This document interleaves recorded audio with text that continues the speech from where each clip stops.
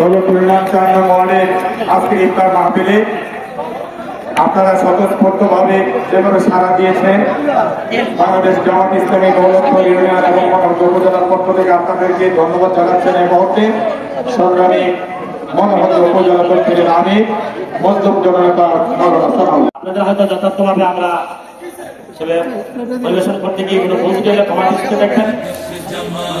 ইসলামী বাংলাদেশ জামাতে ইসলামী, বাংলাদেশ জামাতে ইসলামী, বাংলাদেশ জামাতে ইসলামী গড়বে গড়বে আল্লাহর হুকুমত, গড়বে গড়বে খেলাফতে রাশেদার, জনগণ নন্দিত আগামী, কোরআনের কাঙ্ক্ষিত আগামী, জনগণ নন্দিত আগামী, কোরআনের কাঙ্ক্ষিত আগামী। বাংলাদেশ জামাতে ইসলামী, বাংলাদেশ জামাতে ইসলামী, বাংলাদেশ জামাতে ইসলামী, বাংলাদেশ জামাতে ইসলামী। নীলিমা নতুন কথা বলবে, নদীরা দ্বিগুণ বেগে চলবে, নীলিমা নতুন কথা বলবে, নদীরা দ্বিগুণ বেগে চলবে, রহমের বাড়ি ধারায় আসবে নামি।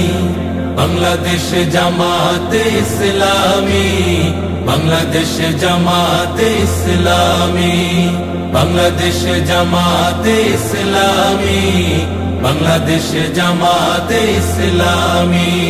পাখিরা নতুন গান গাইবে, শিশুরা নতুন প্রাণ পাইবে, পাখিরা নতুন গান গাইবে, শিশুরা নতুন প্রাণ পাইবে, উঠবে নতুন এক সূর্য জানি।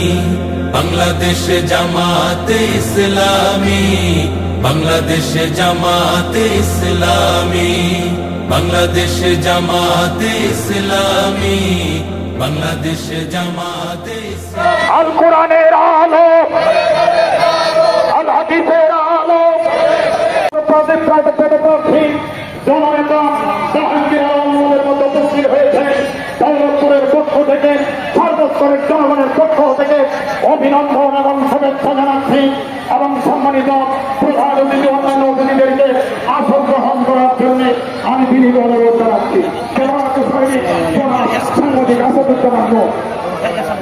সম্মানিত ভাইরা, এরপরে আমি যে কথাটুকু বলতে চাই, আল্লাহ রাব্বুল আলামিন আল কোরআনের 185 নম্বর আয়াতে বলেছেন, শাহরুর রমাদান আল্লাযী উনজিলা ফীহিল কুরআন হুদাল লিন-নাস ওয়া বায়্যিনাতিন মিনাল হুদা ওয়াল ফুরকান।